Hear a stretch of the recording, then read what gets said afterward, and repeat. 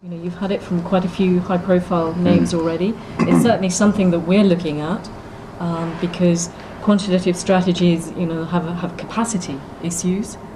So long only would be a very sensible place for us to grow our business. So I think it's a very exciting time for those of us that manage suitable strategies for UCITS wrappers. I think one thing that you do need to think about though is the pressures on the business. You know, it does demand quite a lot of operational capability. It's not been our experience so far that due diligence is light. You know, if anything, it's more onerous because the kind of you know, investors that are stepping up for UCITS are institutional grade ones, and so they expect you to have a very robust, you know, back office, middle office, front office, and you know, all reporting, you know, aspects. So it can be a challenge in that respect, and I think for any of you out there who are thinking of launching and haven't yet done that, it is something you need to think about. You know, you will need more people. It will take up more bandwidth within the firm. Yeah. So before I carry on and destroy any chance for anybody else to say their piece, I think I'll stop there and wait for questions. Thank you. Daniel, can I come to you next, and perhaps just spend a second saying what IFIglobal does, perhaps slightly more than I did at the beginning, and your thoughts on this, particularly sitting as you do in Zurich. Okay. Our company provides services to the asset management industry, exactly what you just described.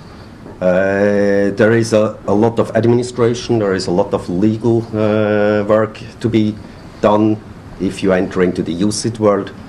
So everything what you want as an asset manager is managing assets in the end and getting as much client as possible. We are in the middle between the wealth management industry and the asset manager. We provide a distribution network throughout 6 countries in Europe, which is open architecture. So we take care of all the distribution contracts, trailer fees, data management. So we fill the gap between the asset manager and the wealth management industry. We access today roughly 700 banks in Europe. So we make your fund available within 4 weeks' time with most of the wealth management industry. So we close the gap between asset management and the wealth management industry.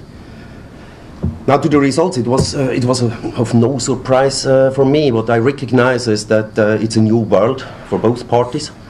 For the asset management industry entering the UCITS world. On the other side, it's a new world for the wealth management industry, getting access to alternative investments which formerly had been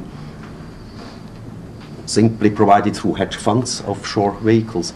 It's a result of the financial market crisis in the end that the investor likes to have more transparency, or he expects more transparency from UCITS funds in the end. And he likes to receive European regulated products. There is more and more regulation coming up. And the investors, they feel more comfortable in the end having a European regulated product with daily liquidity and with full transparency. I guess that's a major reason why the asset management industry is heavily moving towards the alternative UCITS. It is a demand here, definitely. We have a problem that the long-only world, the long-only equity world particularly, they couldn't prove that they provide alpha. So they were very close always bound to indices, to benchmarks, and they didn't provide really an added value, most of them. Now we see a split. Everything what is index-linked, long-only investment is moving toward cheaper ETF structures, and the wealth managers, they look for actively managed funds, so for active managers which really provide in the end alpha.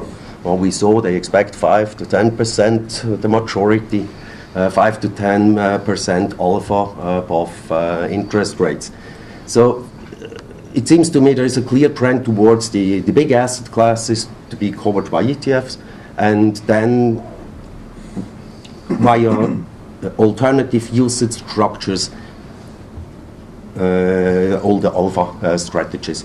The big losers in the game will be all the long-only asset managers providing a European equity fund or a global equity fund or whatever, because they couldn't prove that they provide an added value in the past. So that's about what we see currently. Richard, can I come to you next and ask you for any thoughts, reactions you have to that? Absolutely. I think what I was thinking about covering today, and I think this is picking up 3 or 4 themes that came out of research, and also in terms of what we're seeing when we're on the road. I think the first one is around the concentration to Europe, and the reality is that of the 400 to 500 funds that exist today, the concentration in Europe is sort of 80-90%. We've been going over to the US and speaking to managers in the US for about a year now, and in the last quarter there has been a marked step change with regard to US managers, and in effect I think they have finally woken up. Now, the US manager has a very different kind of set of needs when it comes to launching their own vehicle, and I know that the expectation is that both the independents and the banking platforms are going to hoover up a lot of this business. And I think it's really true of looking at the industry and where it is in its infancy, that the reason a lot of the money hasn't shifted yet is because actually a lot of the product isn't there yet. And I think that what I expect to see over the next sort of 6 to 12 months is that fund range expand into sort of the 1,000 sort of number.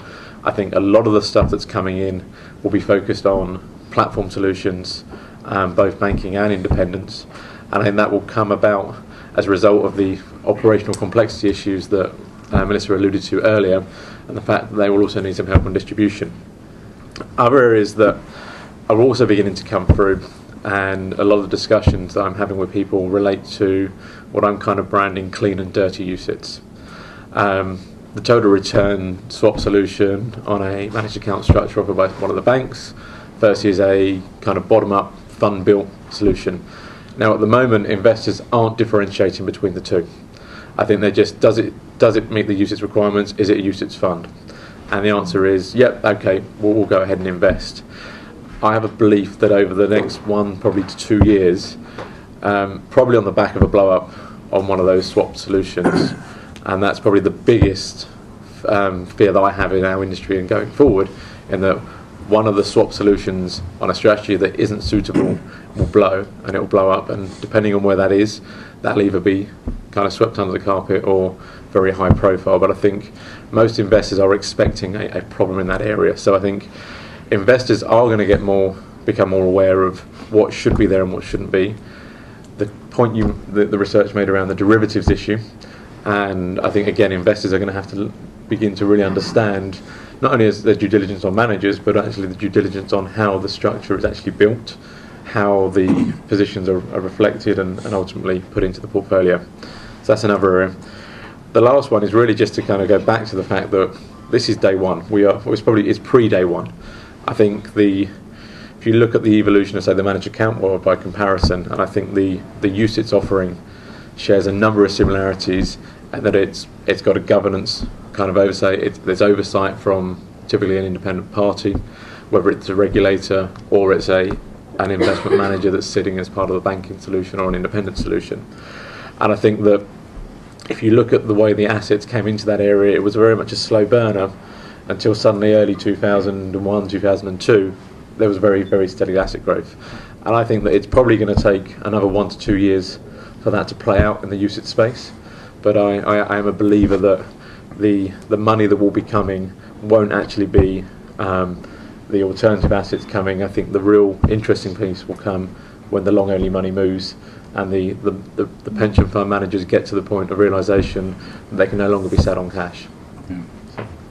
Thank you. And actually that worked out quite well, more by accident than design, since you raised the issue about the US, with Phil based in, the one member of the panel who is based in the US, as well as giving your perspective. Phil, I'd be interested in your view on that. By the way, tomorrow we have an event of about the same size at the Harvard Club in New York, at which a few of us are going over for. Well, it's not exclusively alternative UCITS, but we're definitely raising that. So and we have a number of US managers coming along for that. Anyway, Phil. Sure, yeah. First of all, thank you, Simon, for having us. Just a quick, brief word about SEI, in case you don't know. We are an administrator. We administer roughly $420 billion assets under administration, 160 of which is alternative, both single strategy funds, fund of funds, private equity, and managed accounts. We also are an asset manager and manage roughly $160 billion, primarily through our managers program. Have about $10 billion in long-only UCITS, so I should make that point. I guess a couple things. One, I definitely agree with the panel that this isn't surprising trend. It reflects some of the main themes of the crisis, that being liquidity issues, transparency, and safety of assets. It is a global phenomenon in our view. We've done some research in this area ourselves, both focused on Europe and in the U.S. In the U.S., in the past 2 years, there's been $20 billion of net new inflows into so-called alternative mutual funds. Now, those aren't huge numbers in gross terms, but when you compare that to U.S. domestic equity funds, I think as Daniel was alluding to, they have had negative outflows for the last 3 years. So we think there is a sort of a watershed change in the U.S. I think that I would say that in the U.S., I think it is more of an expansion, following up, I think, on Richard's comments, that we are seeing a long-only money move in this direction. It's reflected in the fact that intermediaries are changing their model allocations to accommodate for these alternative type of strategies, typically at the expense of the equity allocation, long-only equity allocation of the portfolios. I think investors, certainly in the U.S., have had retail investors in particular have faced 2 bear markets in 10 years. So they're looking at some non-correlated strategies to hopefully benefit them. There's also, just very briefly, an interesting phenomenon in the U.S. where in the retirement space, target date funds are really dominating the flows in the 401k defined contribution only space, and you're seeing an evolution of those products becoming more customized, which is going to create opportunities for alternative managers, again, having non-correlated strategies within those widely diversified portfolios. A couple other things just to point out what is maybe of interest. It's much easier from a U.S. manager perspective to charge their standard performance fees in a UCITS construct in the U.S., so that's an important factor that our clients look at. One interesting part that was touched upon earlier, I think that in the U.S. you can directly short, physically short. Here, my understanding is you cannot do that, which introduces counterparty risk, and I think the point about swaps is well taken. In the U.S., the SEC is looking at this issue both from ETF perspective as well as mutual fund perspective to say, really from a transparency perspective, a risk disclosure perspective. So I think your points are very well taken. I think, when in our research we focused on, who's been successful and what we thought the critical success factors were, and I think, Simon, it really reflects partly what you were saying about investor education. Certainly when you move outside of the institutional space, educational support for investors and advisors, we think is critical. One practical point that we have seen with our clients that have considered UCITS, it really somewhat depends on what their ultimate distribution strategy is and what their client demand is. We have seen our clients, their investors being satisfied with a qualified investment fund, for example, in Ireland, gives some additional regulatory overlay, independent custody, and does address some of their investor concerns. So we've seen that as being sort of a bridge between offshore funds and UCITS. Just a couple final points real quickly. I think there is a big caveat which was mentioned a couple different regards here. Not all strategies certainly fit within the UCITS construct, so that I think there's a limited product development opportunity there. And I'd love to hear what the panel's thoughts are on platforms. So we see our clients looking at both platforms as they're trying to introduce UCITS into Europe, but also on their own. So there's definitely pros and cons associated with each of those. Thank you. Before we go any further, I just want to clarify something you just said. You talk about regulated alternative funds in the US. Mm-hmm. Are you talking about domestically regulated US funds that are alternative? You're not talking about Luxembourg or Irish-based UCITS funds. I'm talking about U.S. mutual funds that have alternative strategies, so non-correlated strategies. Right. And they've had the $20 billion, 2 consecutive years of $20 billion plus net inflows. And they took in money throughout the crisis. Right, that's what I thought. Right, now it's the free-for-all time, so you're all very welcome to join in. If you do want to join in, just put your hand up. We'll try and come to you as soon as possible. But before I get stuck in and ask some questions, does anybody else want to raise anything at this particular point? Anyone got a question they want to ask? Yes, back there. Yeah, I've got a question. My name is Ed Weatherhead. I'm from HCM. We run a UCITS fund. It seems to me quite odd, one aspect of what I've heard, which is that on the one hand, investors seem to be looking for liquidity, transparency, regulation, and the kind of good things. And then on the other hand, it seems to me that the swap solutions that the gentleman from ML Capital commented on, I'd be interested to hear your views as to why you think there's going to be a blow-up using that structure, but slightly aside from that. Swap solutions, use of derivatives, more complex sort of investment solutions that enable people to generate alpha in the structures that people want, liquidity, transparency, regulation, etc. It seems to me that in some ways investors are looking to sort of have their cake and eat it at the same time. You know, you've got to be innovative and you've got to advance the kind of alternative alpha generative area if you're going to fit into those three sort of ideals that people are looking for. So I'm just interested to hear what people think about that. Richard, do you want to take that? Yeah, no. I think where liquidity exists, liquidity should be given.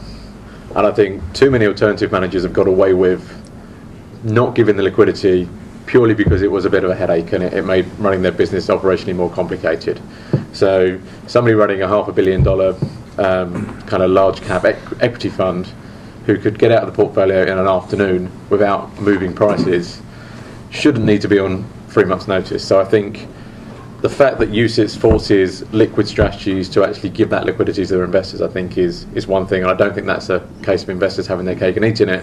I just think it's the game is up for managers that have the liquidity, not in turn then passing that on. So I think that's one area to focus on, and I think that when it comes to that now, in terms of are they getting something better from the alternative manager that they don't get from their mutual fund manager? I think absolutely. And I was at a debate yesterday which was passive versus active, and I think a lot more people are looking at different components of their portfolio and how they want to manage it. So certain components, like I'm just happy to take a passive view and I want to pay fees that are in the low basis points, and for my active I want to do it. I think what I expect to happen is that the more active side of people's portfolio will steer towards these products. So I think investors have the right to get what they're being given in this structure, and I think there's no reason why that shouldn't be delivered. So I think, does that kind of, I don't know if anyone else wants to. Perhaps I may add something. I mean, the asset management industry should really think about to what clientele or to what kind of investors they want to distribute in the end a new product. Everybody speaks about UCITS. UCITS is a product designed for retail investors in the end. And not each and every strategy, if your target clientele is an institutional investor, needs a UCITS wrapper. You can set up your European regulated product without the fund being a UCITS designed for retail investor, giving maximum of liquidity the strategy allows, but without putting the strategy or squeeze the strategy into a retail product. UCITS is retail. That's a product you are allowed to distribute to Mr. Miller or Smith in the street. Now, if your target clientele is an institutional investor, it's good enough to design a non-UCITS fund, unregulated non-UCITS fund, which offers the maximum of liquidity, of transparency, is European regulated, and you distribute those to your target clients, the institutional investor. The institutional doesn't need to have a UCITS cover around. That's for wealth management, that's for private clients, for retail investors. So perhaps there is a bit a wrong view on UCITS. UCITS is not the only door opener when we speak to package offshore products into onshore. I think that's an extremely good point. And I hope this is not the case, but if the alternative UCITS, I was going to say craze, that's the wrong way of putting it, development, phenomenon, does not really develop into what you absolutely rightly say UCITS were invented. I mean, I've been around so long, I remember when there was UCITS 1 in the 1980s. That's exactly what it was for. It was for the man and woman in the street. It was for the widows and orphans, etc.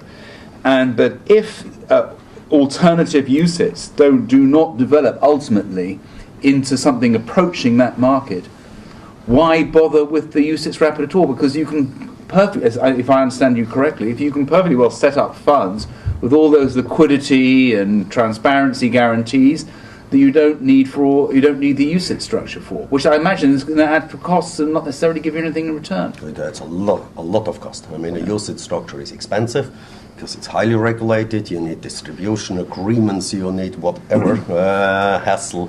You can cut that cost dramatically if you simply produce European regulated non-UCITS, and you are open to distribute those as the asset management industry is used in a kind of private placement to everybody in Europe, and you can design those products exactly to the needs of the pension fund. Yeah.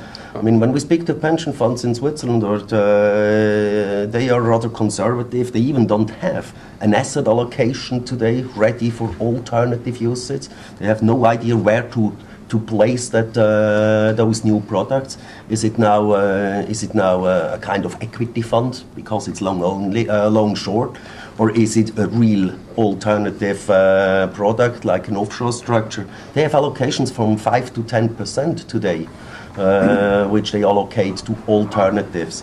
And they have higher need of regulation. Their supervisory boards and their advisors say, we need a European structure after all what happened offshore.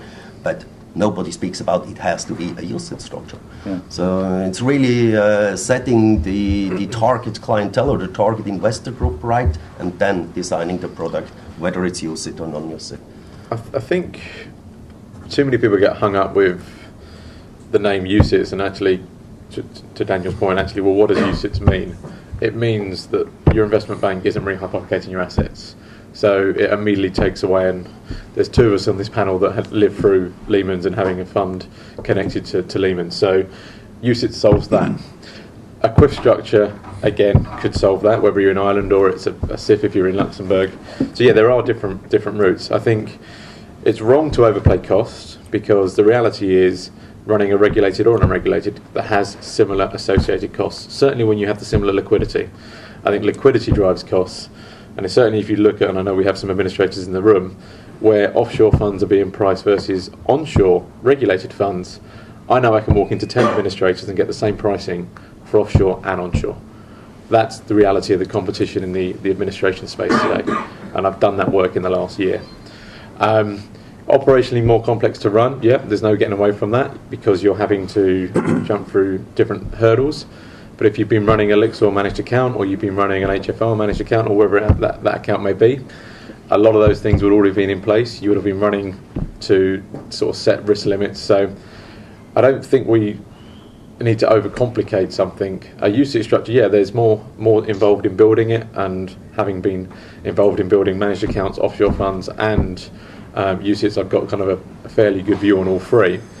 There's not that much complexity, and there's not that much additional cost. Certainly for somebody that's already regulated here in Europe. I think the difference really comes when you don't have European regulation. So if you're a US manager and you're suddenly being asked to put up 675 grand in Ireland, or a number closer to 7.5 million euro in Luxembourg, then that may be actually working capital that's tied up. But in terms of actually, is this going to cost you more? And I'd be interested to hear your thoughts on this, Melissa, just having again run offshore managed account and now a UCITS, in terms of what you see the cost angle. Well, it's been very interesting. I mean, we had a lot of time to negotiate on service providers, everything for the fund, and in actuality, the expense ratio is lower on the UCITS than it is on the offshore fund. What? How did that happen? Well, I think partly because we've been running an offshore fund for a very long time. So it's sort of 8.5 years old, and so there's a lot of historical issues behind it. But we've had time to manage the various issues with UCITS. We've also worked with our platform provider LFG in that respect too, and it worked out better ultimately for investors. So it's not the case; it's more expensive. It's basically not in our case, but we might. I appreciate we might be unusual, but not in our case. And I think the platforms deliver that kind of benefit. And I think where the platforms are typically structured, I think, is around, they may share, the manager may share some of their costs with the platform for that support and service, but it certainly shouldn't be any more expensive for the investor, and I would expect it's probably cheaper, because the scales that you get, the economies of scale that you get from a platform, and that's no different to a managed account through to a UCITS platform, I think enable you to hit the administrators, the custodians, the auditors, and you can get the scales that you wouldn't necessarily get as a $500 million asset manager, because the platform will say, well, I'm going to bring you 20 funds over the next, and people will price at the platform relationship. And that's where a lot of the cost savings can ultimately come. Can I move and unless anyone wants to say anything on that subject, I want to move the conversation on to something I touched upon in my presentation, which is this: we are not at International Fund Investment. We don't have the word hedge fund in the title of our business, so we like to sort of think we swing in different directions of different asset classes, and we do a lot of stuff with ETFs, for example, which have been raised here this morning. But it really did strike home to me when we were doing this research again that there are a lot of people, and some of them are in this room, whose wealth obviously is hedge funds. That's what they do, obviously, otherwise you wouldn't be here. But when you get out quite quickly outside that world, what is being discussed today has really not been transmitted to what I would guess anyway is the next obvious market for these products. I know there's at least one or two people in this room, I don't know whether they want to say anything, who one runs a family office, who are investors, who invest in different asset classes, and whether or not they agree with this, that there hasn't been outside the immediate world of hedge fund investing much in the way of a sort of marketing effort. Maybe, as you say, Richard, it's very early days. Maybe that will come in a few years' time, or even less than a few years' time.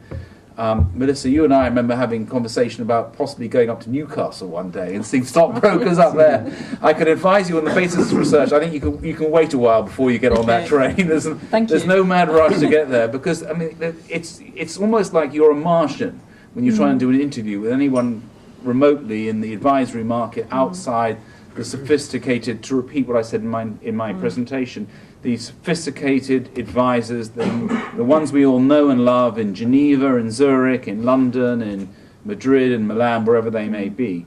I don't know if anyone got any comments about expanding the market, or will we be sitting here in a year or two's time with the same client base, albeit putting more into alternative uses. I mean, this is not bad news. I'm not saying this, no one has raised the subject yet of 130/30, with two hands are going up. Yeah. Okay, we'll take this one first. Yeah, I was just going to say, there are two products out there, particularly in the UK market. One from Standard Life, the GARS product, which has raised £6.5 billion. Yeah. And the BlackRock UK Absolute Alpha Fund, which has raised about £2 billion.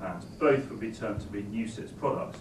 They raised a lot of money from a very, very broad audience in the UK. So I'm not sure it's fair to say there hasn't been much education and much noise outside of the kind of hedge fund world. Because you don't know where those assets have been raised from? A lot of the Standard Life monies come from a very broad retail audience, as has BlackRock. I mean, they've advertised a lot, and it's definitely a broad audience. I think if you look at, and we've got one of my sales guys in the room that works with us, been recruited from a 20-year IFA background. Now, 3 or 4 years ago, you would not have been recruiting your sales guys from an IFA background. I think we recognised very early that it was actually, when building our sales team, we couldn't just take 12 kind of hedge fund marketers and expect them to be able to run around and talk to the discretionary fund managers, the wealth managers. Now, I get myself dragged along to support a number of these meetings, and I've been at 2 this week, and it's certainly the case in London.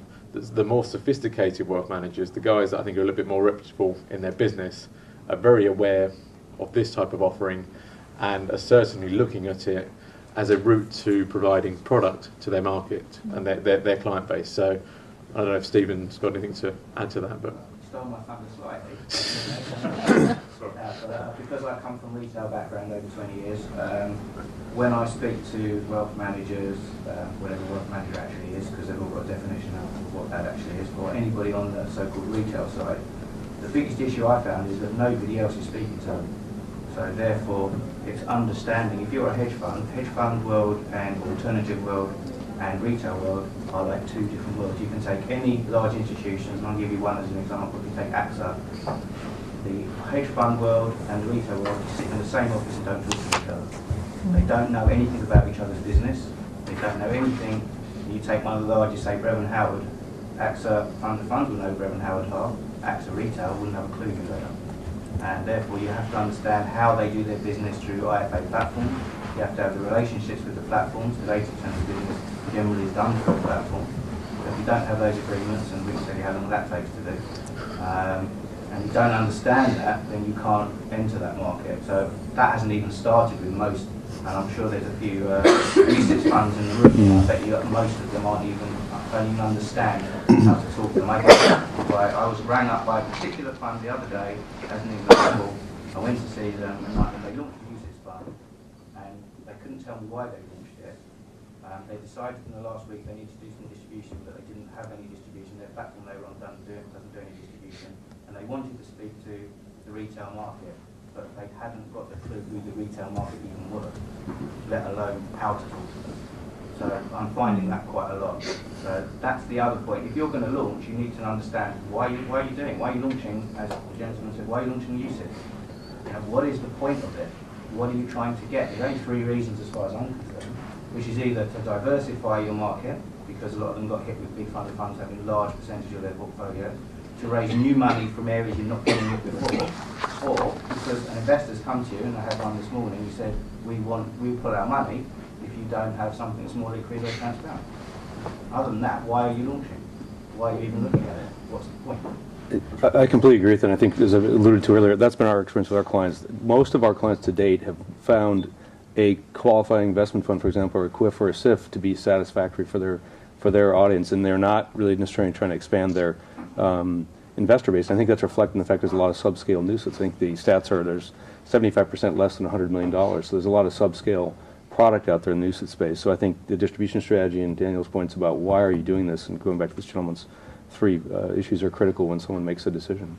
Yeah. It's not a panacea for raising assets. I would say just one data point in the U.S., AQR, a traditional, a hedge fund manager, long-standing hedge fund manager, raised $2 billion in 2009 through, I think it's 3 funds. What is interesting, though, they did just recently raise their minimum. They had a minimum of like $10,000, I believe. They raised it to $1 million recently because I think they're a little bit concerned about the educational aspects that were kind of alluded to earlier. And I think by raising that minimum, they're definitely going to be intermediated assets. They're going to come through some professional advisor. Yeah.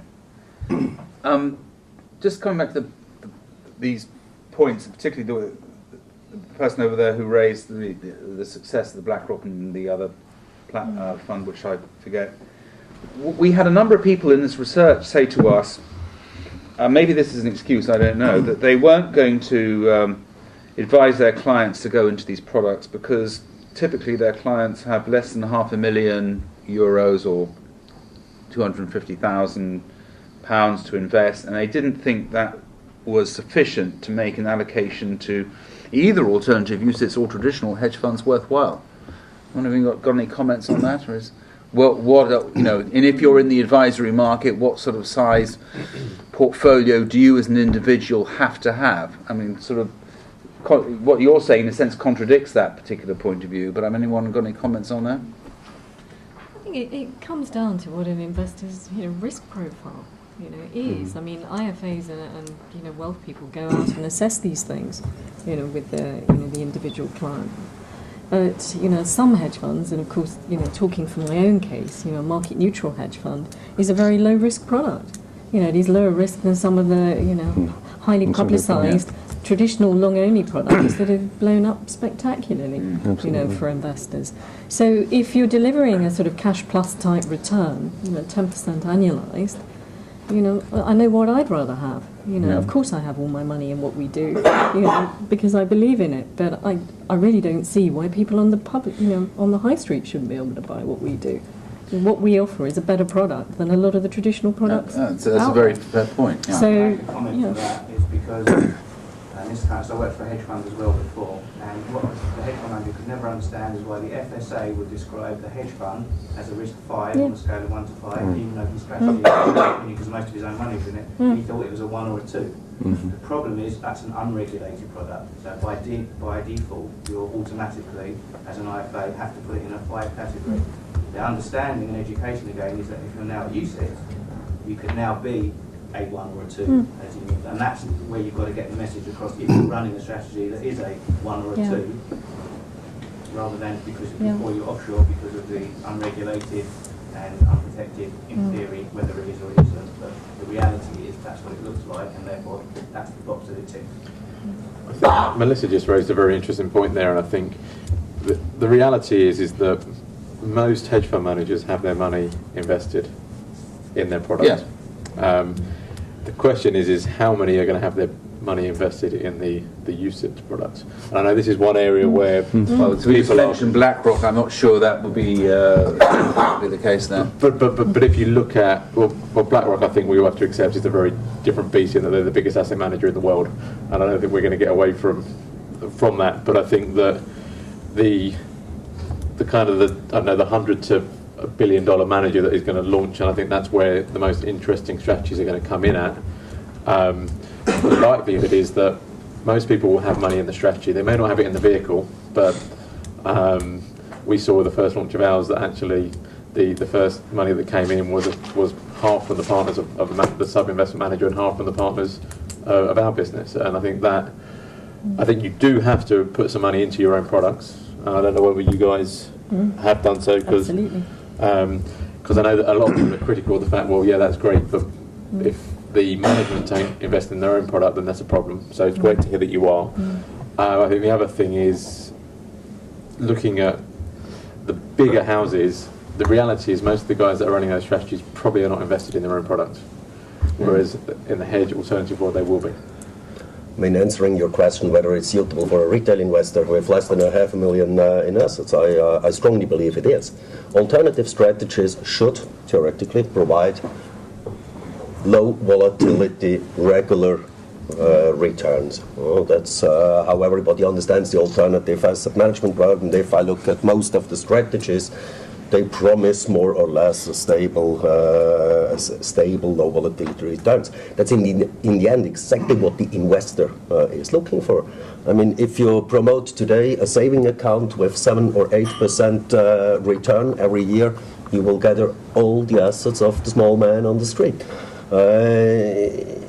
He lost twice in 10 years, half of his money with equity long only strategies.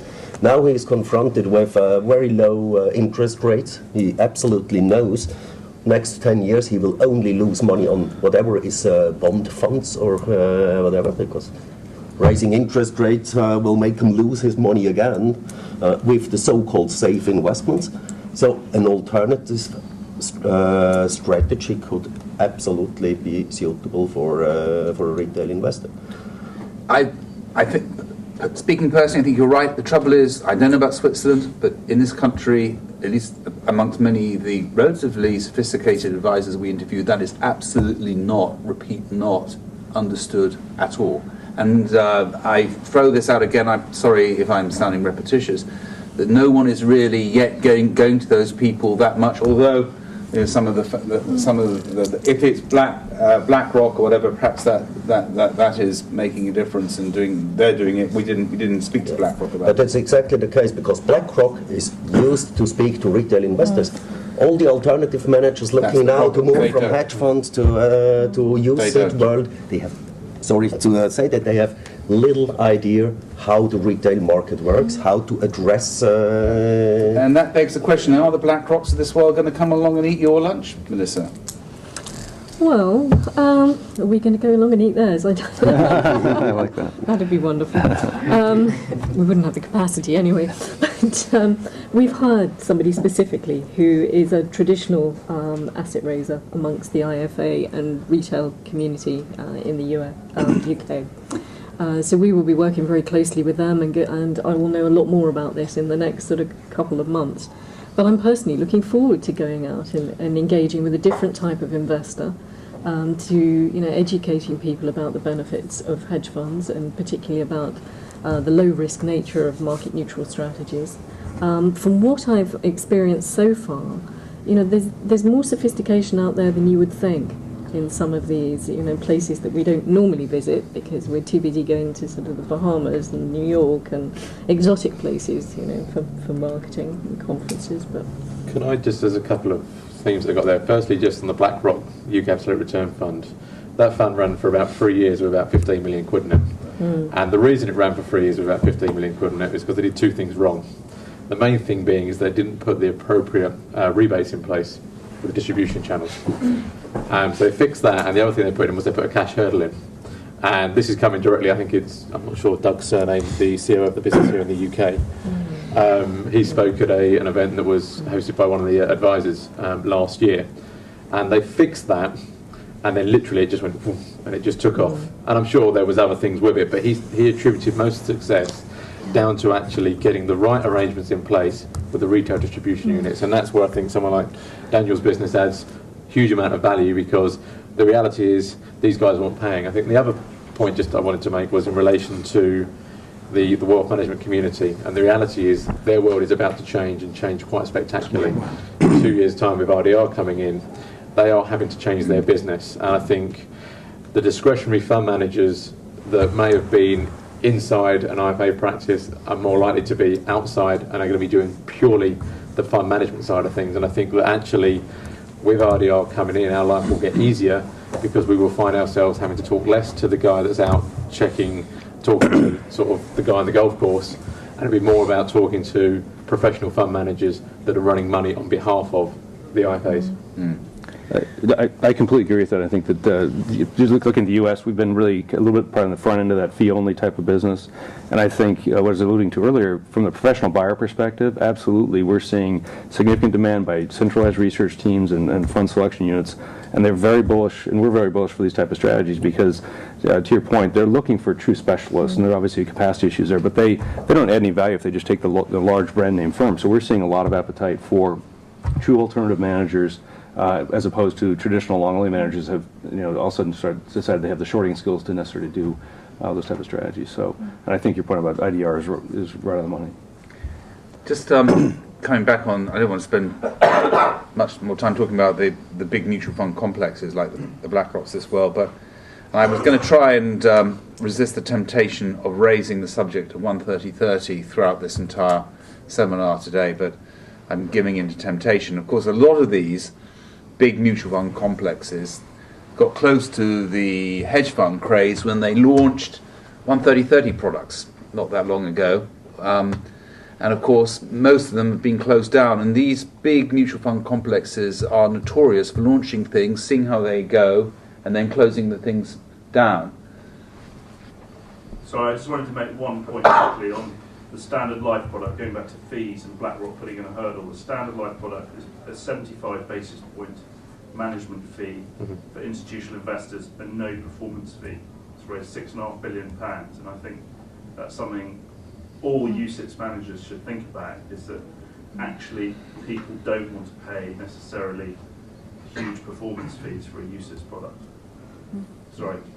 Okay, fair enough. Can I just, as I say, I was going to resist the temptation of raising 130/30. It's so often brought up in relation to these things. It's probably more in the context of those of the kind of managers, mutual fund complexes that have just been raised there. Do you find that the whole 130/30 craze has made life more difficult for you in terms of what you're doing, or not? No. They kind of got lost in the crisis. Right. Yeah. They got completely lost. They couldn't come up with the promises. That's a dead product for me. I think we experienced, some of the fallout from it, but for a different reason, being a quant manager, and so many of the funds were quants and were caught in the crisis of when the first crack came in the credit bubble in August of 2007. So that put everybody off quant strategies, but that's a different answer. All right, moving on to another area. We haven't got a huge amount of time left. I want to get at something I raised in the introduction, which is it fair to summarise, I know this is a simplistic summary, but is it fair nonetheless to say that there is, for many investors, a trade-off between performance that you could get in an offshore hedge fund, the traditional hedge fund, and the UCITS fund, which is going to give you the guarantee of liquidity and transparency.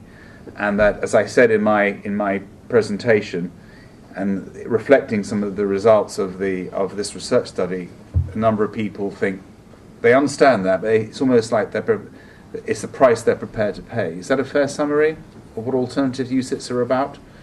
Lower risk, less performance, put it simply? I think it depends on the strategy. Yes. You know, there's no reason why a liquid long-short strategy should be, significantly different. There should be minimal tracking error. It should only come about from providing that liquidity. If you've got cash flows coming in on a daily basis, and you have a big up day or a big down day, there's going to be some difference. Other more complex strategies, then yes, there has been a very high-profile case of a firm taking a decision to close a fund down for that very reason. Although I think if you're referring to the fund you're referring to, I think that's probably somewhat of a misrepresentation of why that fund closed. Can you say who it is, please? It's the Blue Trend Fund. Blue Crest, or? Well, it's the Blue Crest Fund, which is Blue Trend, that was on the BofA Merrill's platform. It was running 600 million.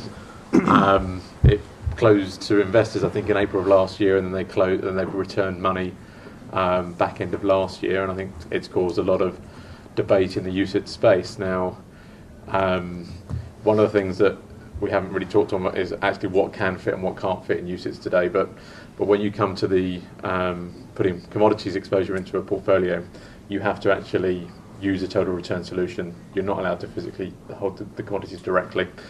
What that fund was doing 2 years ago didn't really have much commodities going on. What they felt was going to be happening going forward was there was going to be more commodity exposure, and the reality is the way that you have to represent the commodity product in that UCITS structure does cause additional cost. Now, the cynic in me would say a manager of that size that probably nobody had heard about in a kind of hedge fund world and have been sort of chugging along quite happy as a very, very large, kind of one of the biggest hedge funds in the world, got more press in the year or two that it was associated with that UCITS product than it did. And the organisation probably didn't need that hassle. So I think that tracking error does exist, and there are different reasons for it. It could be the liquidity. And again, you try and track a weekly fund versus a monthly fund, you're going to see tracking error that comes just around when the money's in the fund and not in the fund. And the Elixir managed account is a prime example, depending on when money comes in and out. Like Melissa said, there is no reason why funds shouldn't go along, but I think that what you have to do at the beginning is you have to make very clear what the fund is trying to do. And I think where people have been caught out is they basically just said, yep, it's pari passu to the offshore, when actually they know there's going to be certain components that aren't pari passu. And I think that was a classic example of the Blue Trend Fund, where it was pari passu for the offshore, but then they decided they wanted to do something different. That fund was pretty much one of the best performing UCITS funds last year. It was up about 11 or 12% at the time, in a year where UCITS products really struggled last year. There was no reason that the 300 basis points with the offshore and the onshore was the reason behind that. I think it was actually more around the commercial arrangement in play. You won't get somebody from BofA Merrill's telling you that on a public thing, but ultimately, if you are going to go into business with a partner and a platform, I think at the beginning you have to make sure that you get the commercial arrangement right, and you also understand that, look, if this is more successful than we thought it was going to be, you've already thought about that before you start. And that's kind of some of the comments. Now, other people might have differing views, but I really wouldn't pinpoint tracking error as the reason that one fund will continue versus another. Anyone want to comment on that? No? Fair enough. Can I just ask before we move on? Sorry, I didn't see that. Maybe not directly on that, but I'd like to come back to on a point that's coming now and then in discussions, which is UCITS and guarantees. UCITS don't guarantee anything. They don't guarantee liquidity. They don't guarantee against blowout risk. If you just think in the past, some very famous funds were linked to made up, and there were UCITS, and they go up. UCITS can gate. UCITS can gate? How can UCITS gate? Yes, they can. They can. You can suspend redemption, of course. So guarantee work. And I think somebody in the panel said originally, it's not because it's a UCITS that you don't have to make your due diligence. And it's absolutely right, you have to. And UCITS can take risk, they can lose money for many, many reasons. And it's not because it's a UCITS that then suddenly, miraculously, it's a riskless product. It's not. So be very careful because some less regulated product can actually be more secure than certain UCITS. So it's not a panacea. That was just I think it's about an understanding, isn't it? Yes. It's. So hand up back there. I can't see to whom the hand belongs. Oh, there, right. My comment is slightly directly about the blue trend issue, but also about the comment this gentleman made about the performance fees that maybe Standard Life or BlackRock or those big managers charge. And yes, they can get away with charging 75 basis points and no performance fee because who wants a performance fee? Well, great, nobody wants a performance fee if they were given the choice. And Standard Life have a very, very large platform, as BlackRock do as well, and can afford to run probably a less performance or return generative, revenue generative product. And the blue trend is actually an exact case in point, but it doesn't matter whether you're a big hedge fund or a small hedge fund. UCITS funds give you less fees as a hedge fund manager, whether you're using a platform, particularly if you're using a platform because because it's bloody expensive to set up, distribution is expensive. So you use a platform because you have great cost benefits and all that kind of stuff, but you pay for it, and so as a hedge fund manager you get less fees. So Blue Trend became incredibly successful. You've got a blue, it's pari passu essentially to Blue Trend main fund, which is guess what, maxed out on capacity. So when you've got 600 million sitting next to it, the capacity that's giving you less fees, well, what are you going to do? You liquidate one and get 2 and 20 out of it from the other one. But it doesn't matter whether you're a big blue crest or whether you're a small 1 billion or half a billion fund manager. Sometimes you just can't afford to run those UCITS funds. So it's all very well saying don't charge performance fees, but you'll get no money from it. So in terms of the new funds coming on board, the new strategies coming on board, if it's not financially beneficial for the hedge fund firm, why would you do it? I don't see an encouragement from that, and I think that's purely about fees. That's a very good point. Anyone want to quickly comment on this? Another hand back there, but do you want to quickly comment on that, and then we'll take that question as well. Anyone want to say anything about that or not? I mean, when the question comes to cost of UCITS or UCITS distribution or margins for the asset manager, I fully agree. The margin on the UCITS product is by far smaller than on a hedge fund.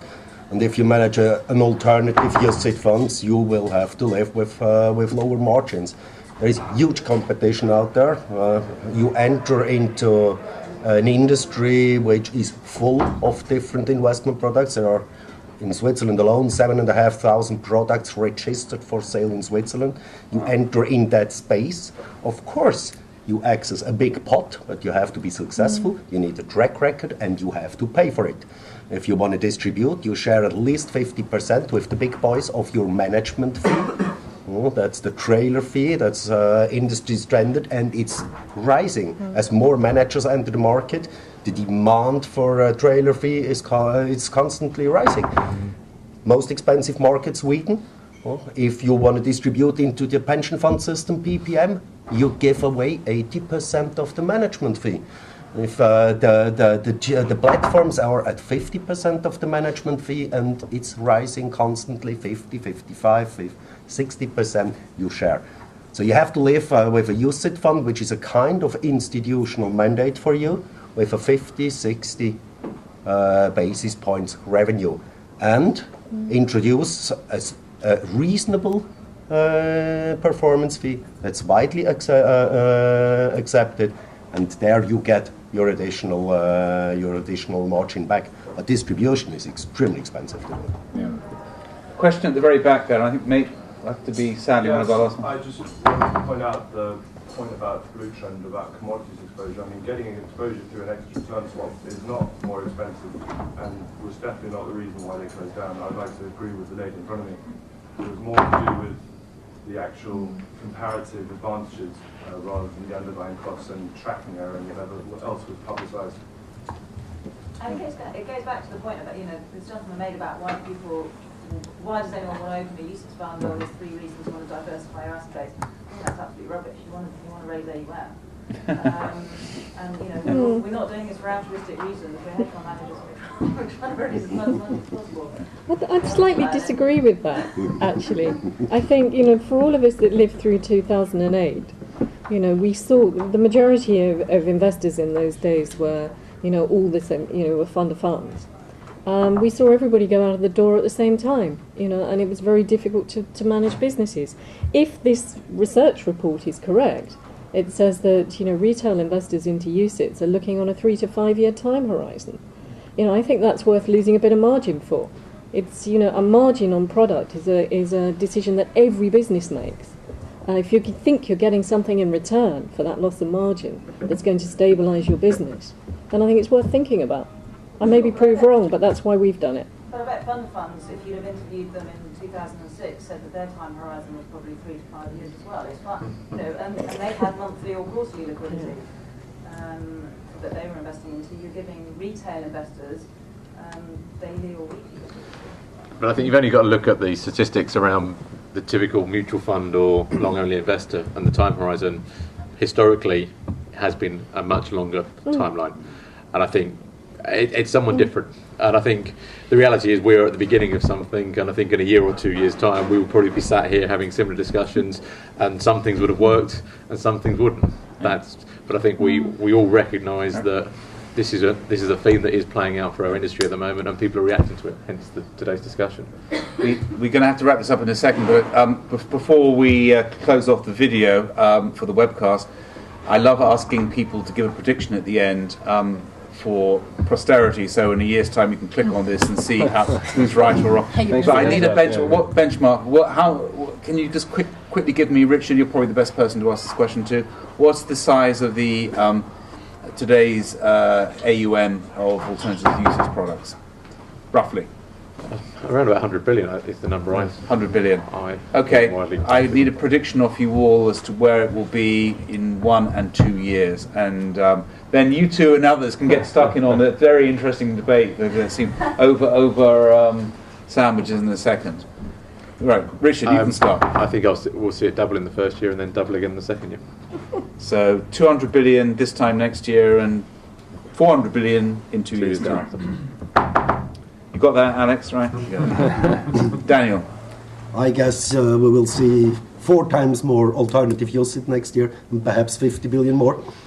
And perhaps in 2 years' time we will double the assets. It takes time. Distribution UCITS is all about track record and trust and size of funds. And most of the funds, 90%, are below 20 or 30 million. You can't sell that simply into retail distribution. So it will take time. Okay. Melissa? Well, there have been a couple of surveys on this recently. So, or forecasting prediction type things. Yeah. So, I mean, you're going to hide behind those, are you? Well, I'm absolutely with Richard. I'd say, whatever that number is, double year 1, double again year 2. That's good. Well, fantastic. Well, we'll see. I'm a little less optimistic. I agree with Daniel. I think the distribution hurdles are significant, and I think it's a very competitive marketplace when you have the UCITS space. So I think I'm more in line with 150 year 1 and 200 year 2. Okay. Well, thank you all very much for coming. I'd also like to thank Daniel, Melissa, Philip, and Richard, and also for the support Acklin, Sabre, and SEI have given this particular project. I hope you can stay for a light, short lunch. I'm afraid some of us got to dash on an aeroplane to New York. Some of these same discussions we'll be having tomorrow morning over there. Anyway, thank you for coming, and hopefully see you again soon. Thank you so much.